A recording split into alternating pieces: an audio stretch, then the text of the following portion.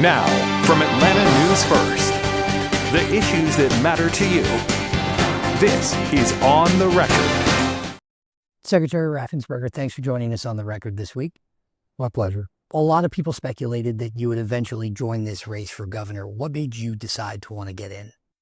Because I'm the best candidate to make sure that we keep Georgia affordable and also safe. You'll have to, of course, to do all that, get in office first, and you'll have to clear the primary field first as well.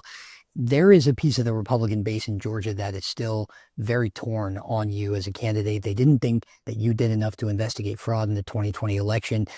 Delegates of the most recent state GOP convention adopted a largely symbolic resolution that called you repugnant to the GOP brand.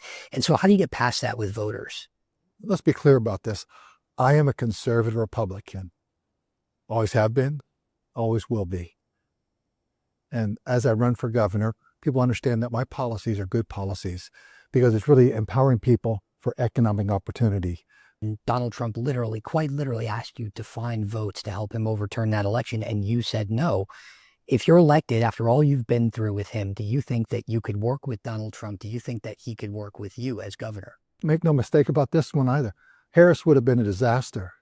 And if you look at what President Trump did without changing any laws, he has shut the border down. And that means he's stopped all the criminal aliens from coming into the United States. But also his focus now is creating great paying jobs for all Americans. My focus is creating great paying jobs for all Georgians. If you look where we are today in Georgia, I've secured the vote. We have photo ID, we've checked citizenship. We were the first state in the union that checked citizenship. And that's why right now in Georgia, we're over 90% of all Georgians trust our election results. They trust the system that they have. What about eliminating the state income tax? Some of your opponents have already proposed that. Yeah, I definitely believe that we need to eliminate the state income tax. Some people said it's going to take them 10 years. We could do it in 4. But the most important thing is taking a hard look at that property tax number, because you actually pay more money for your school tax and your homestead tax than you ever do in state income tax. I want to know more about your plan for capping property taxes on seniors. I think we need to just cap it right now. No more increases, because if you look at what happens, they keep on assessing up and they're not doing rollbacks. If you are elected, you'll inherit a very large multi-billion-dollar surplus in the state of Georgia. Do you have any ideas for how you'd like to use it? I think there's a lot of things we can do, but also I believe in saving money for a rainy day. And I believe that government should do more with less. You talk about in your first campaign ad for governor about banning gender-affirming care, eliminating what you call woke school curriculums. It's just common sense. Biological males should not be playing in female sports.